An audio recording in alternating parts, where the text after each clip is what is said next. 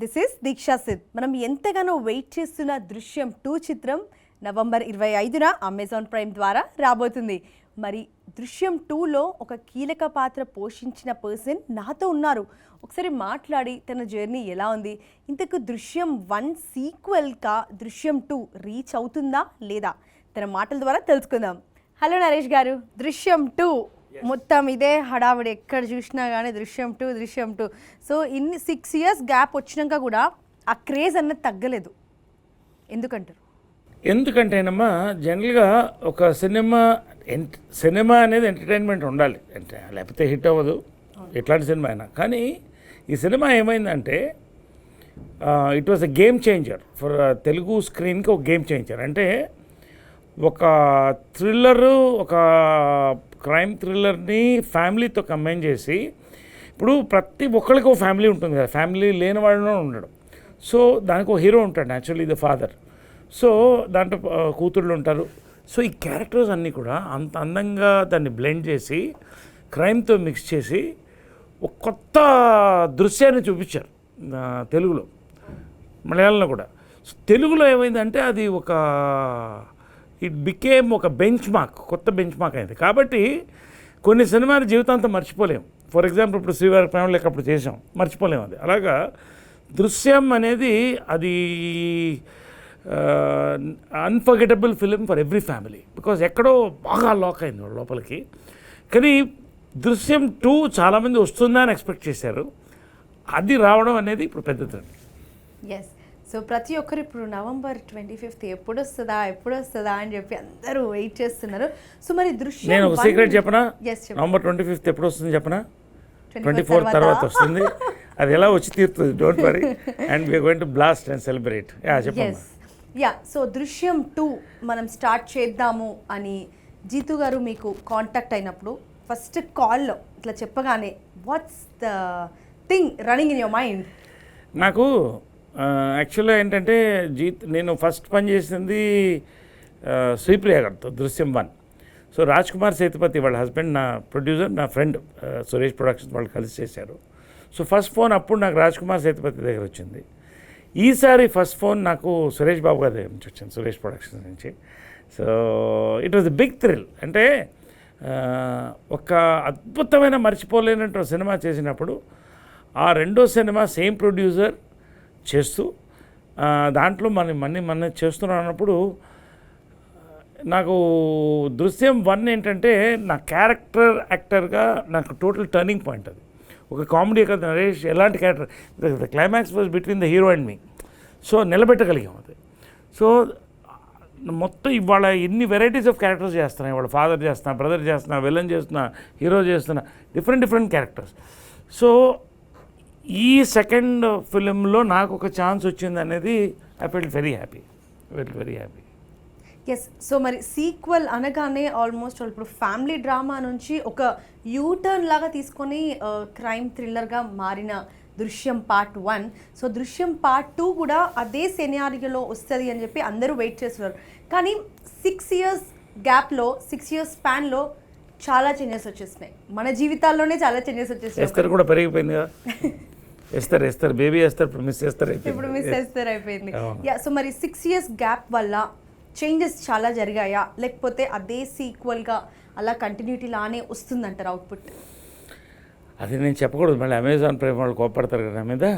But ఒకటేంటంటే బేసిక్గా ఇదేంటంటే థ్రిల్లర్ అంటే ఏదో 4 fights అలా వెళ్ళలేదు. ఇది it went in to the nerves and heart of the people.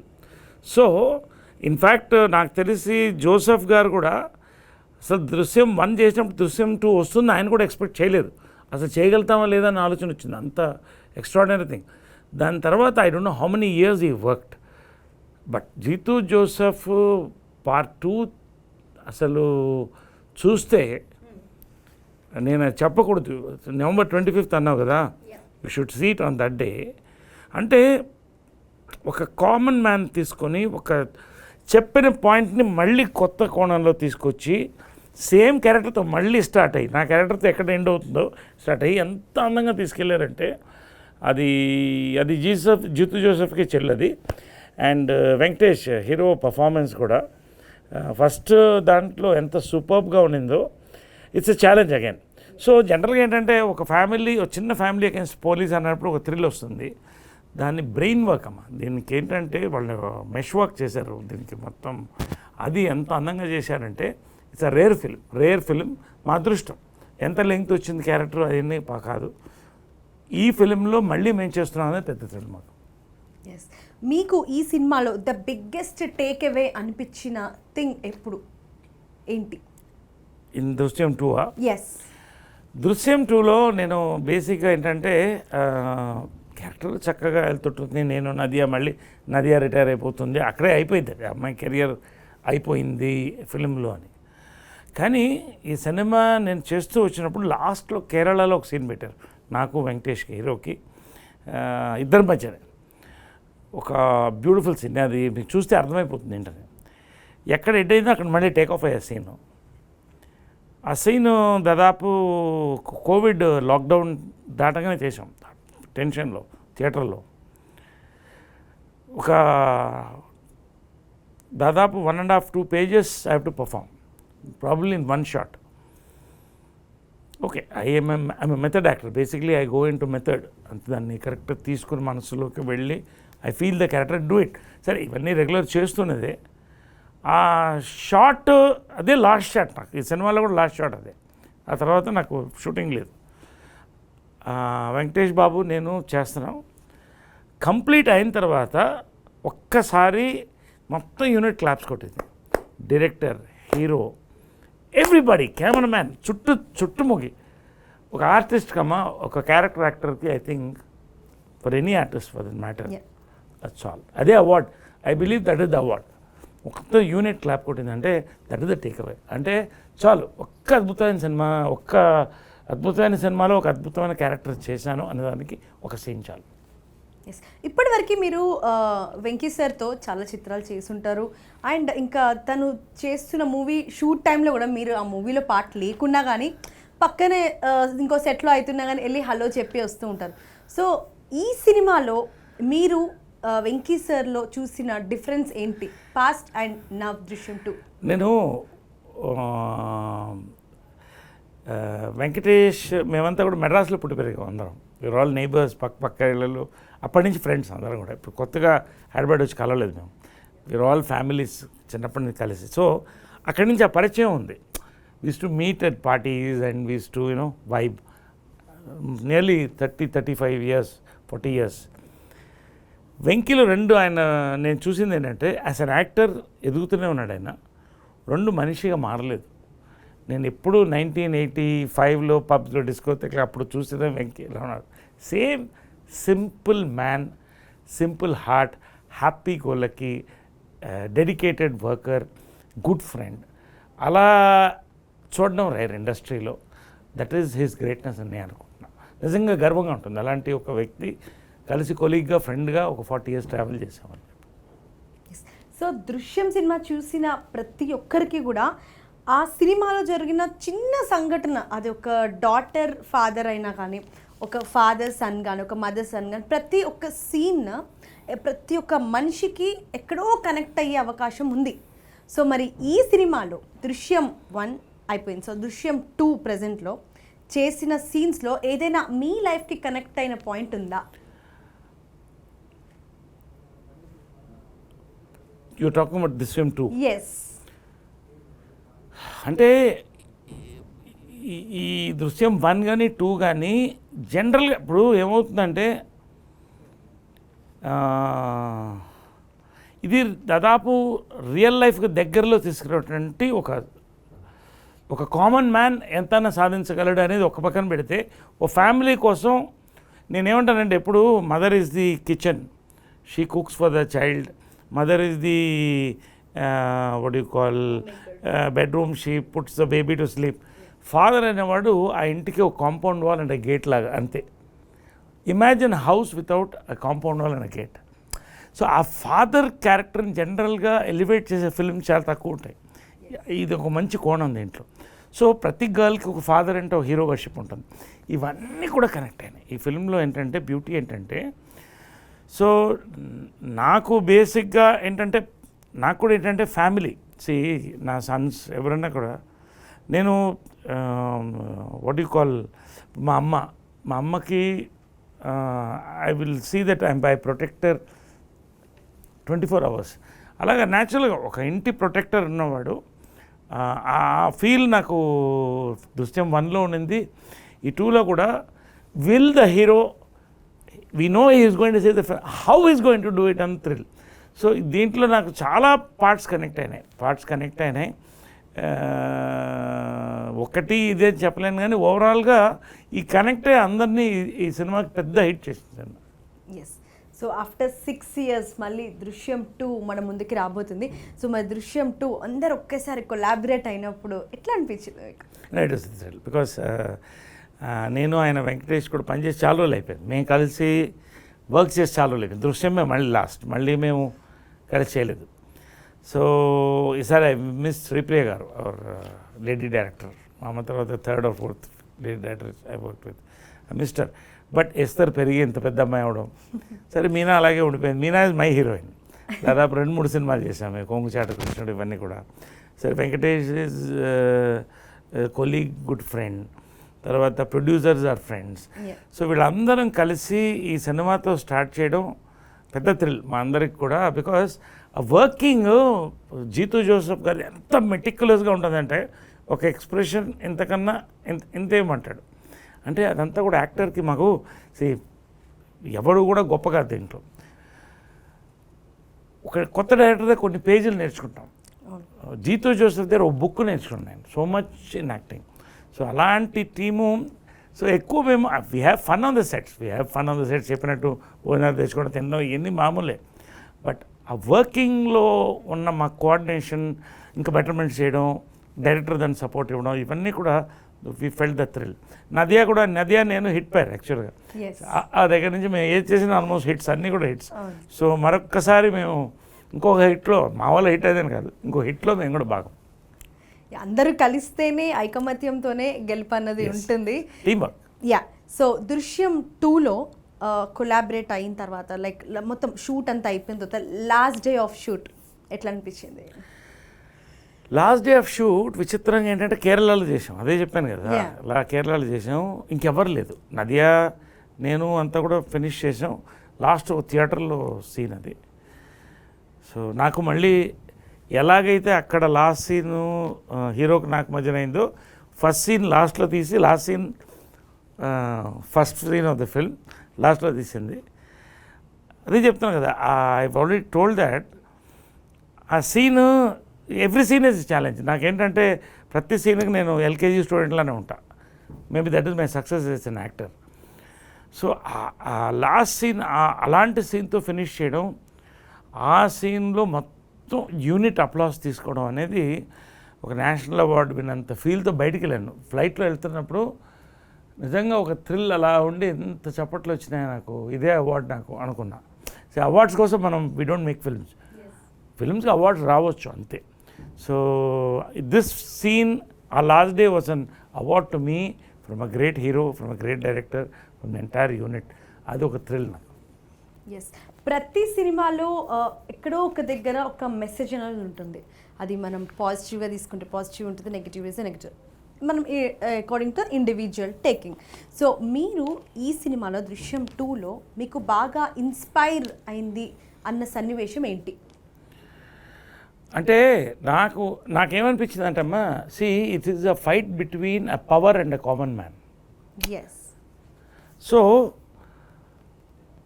So just ధర్మ అంటారు కదా, ధర్మం నెలకొల్పాలి.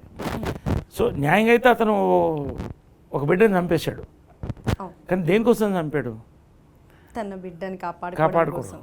అతను తప్పు చేస్తే సో ఆ హీరో ధర్మాన్ని నిలబెట్టాడు. Misuse of power. ఒక లేడీ పోలీస్ ఉమెన్ అంత పవర్ఫుల్, ఒక commission rank person, power misuse చేయకూడదు అనేది క్లియర్గా it's common man is powerful if you can think, if you can fight for himself. So ఫైనల్గా ఏంటంటే ఇది చాలామందికి ఒక మంచి మెసేజ్ ఇచ్చిందమ్మా. ఈవెన్ చాలామంది పేరెంట్స్కి కూడా మంచి మెసేజ్ ఇచ్చింది. జాగ్రత్త, where are you heading, where your child heading, are you monitoring. So they so many angles దీంట్లో. సో ఇవన్నీ కూడా they lot of messages in the film but message oriented film కాదు, ఇట్స్ అన్ ఎంటర్టైనర్. కాకపోతే there are multiple messages in this film. Yes. So మరి ఇప్పుడు OTT ద్వారా release అవుతుంది, మేమందరం అయితే మాత్రం థియేటర్లో వస్తుంది అని చెప్పి చాలా వెయిట్ చేసాము. కానీ కాస్త ఓటీటీ అనగానే ఓకే ఫైన్, ఇప్పుడు ఆల్మోస్ట్ వాళ్ళందరి ఇంట్లలో పెద్ద టీవీస్ అన్నీ ఉన్నాయి కాబట్టి ప్రాబ్లం లేదు. ఇది థియేటర్స్ రిలీజ్ అయితే మీ రియాక్షన్ ఎట్లుండేది, ఓటీటీ అయితే ఎట్లుంది? దృశ్యం 1 ఈ సినిమా మా రాజ్ కుమార్ సేతుపతి ప్రొడ్యూసర్లో ఒకడు నా ఫ్రెండ్, ఎస్ బాస్ ఇది తెలుగులో ఎలా ఆడుతుంది అన్నాడు. ఎలా ఆడుతుందంటే అద్భుతంగా ఆడుతుందన్న. నిజంగానా అన్నాడు. మాస్ సెంటర్స్ ఎలా ఉంటుంది అన్నాడు. మాస్ సెంటర్స్ అంటే మరి ఎక్కడ చూద్దామన్నా, కర్నూలు చూద్దాం అన్నాడు. ఆయన ఊరు కర్నూలులో కూర్చొని ఓవర్ మాస్ థియేటర్లో కూర్చున్నాం. ఒక్కొక్క డైలాగ్కి పడుతున్న విజిల్స్, క్లాప్స్, ఏంటిది అన్నాడు. అది తెలుగు ఆడియన్స్ అండర్ ఎస్టిమేట్ చేయొద్దు బాబు నువ్వు, చాలా మా వాళ్ళు క్యాచ్ చేస్తే భయంకరంగా క్యాచ్. అంటే అంత సినిమాని అంత మాస్ థియేటర్లో చూడడం అనేది పెద్ద థ్రిల్ అయింది. నాకు లైఫ్లో మర్చిపోలేనటువంటి థ్రిల్స్లో అదొకటి. కానీ ఇది అలాగే చూడాలనుకున్నాం. బట్ ఆఫ్కోర్స్ ఇందాక మేము మాట్లాడుతున్నప్పుడు చెప్పినట్టు అప్పుడు ఇంకా థియేటర్స్ ఓపెన్ అవ్వలేదు. అమెజాన్ ప్రైమ్ కనెక్ట్ అయ్యారు. కానీ there is always one good thing. కరోనాలో చాలా మార్పులు వచ్చినాయి మీడియాలో, ఫిలిమ్స్లో కూడా. సో ఇలాంటి సినిమాని ఒక థ్రిల్ ఏంటి, 200 దేశాల్లో చూడబోతున్నారు. Not just Telugu people, they going to all languages people, world wide చూడబోతాం. So we're going world wide, అదొక థ్రిల్. సో ఫస్ట్ దృశ్యం 1 ఒక థ్రిల్ అయితే ఇది ఒక థ్రిల్. That's it. ఎస్. ప్రతి సినిమాకి ప్రతి ఒక్క ఆర్టిస్ట్ బ్యాక్గ్రౌండ్ వర్క్ అనేది చేస్తారు. మరి మన దృశ్యం 2కి మీరు ఎటువంటి బ్యాక్గ్రౌండ్ వర్క్ చేశారు, ఎలాంటి రీసెర్చ్ చేశారు?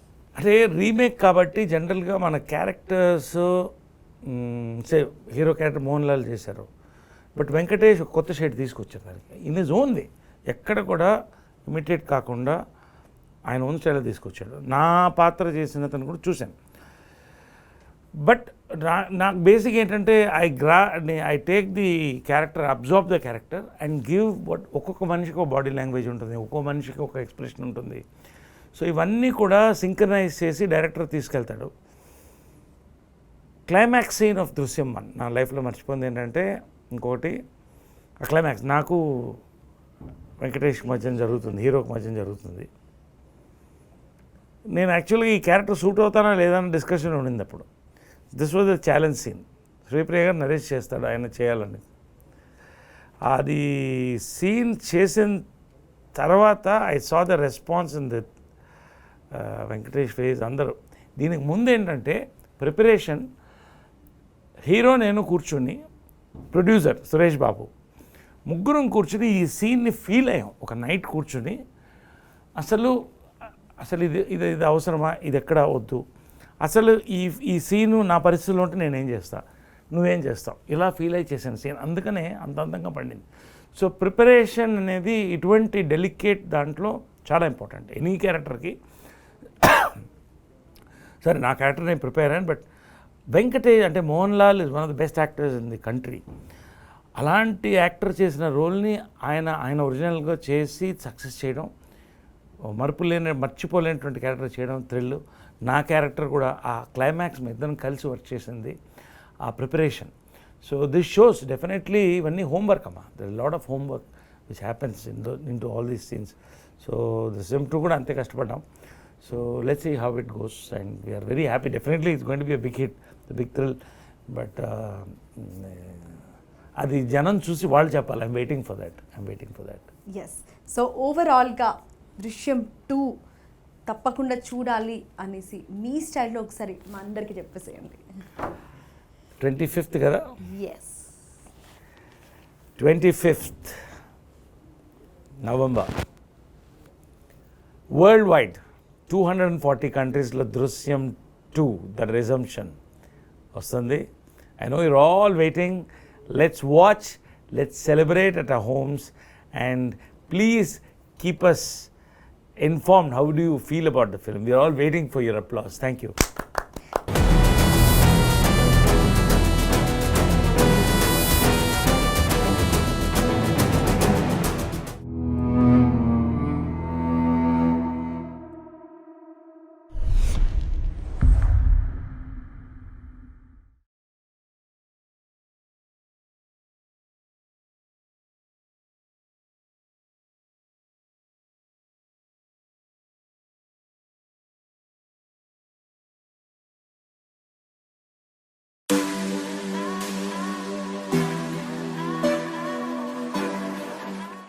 హలో గాయస్, ఫ్రైడే వచ్చిందంటే మనం ఏదో ఒక కొత్త మూవీ రిలీజ్ అవుద్దా అని వెయిట్ చేస్తూ ఉంటాం కదా. అలాగే ఈ ఫ్రైడే ట్రైలర్తోనే ఎంతో క్యూరియాసిటీ క్రియేట్ చేసి ఎప్పుడెప్పుడు రిలీజ్ అయిద్దా అని మనం ఎంతో ఈగర్గా వెయిట్ చేసిన చెక్ మూవీ రిలీజ్ అయింది.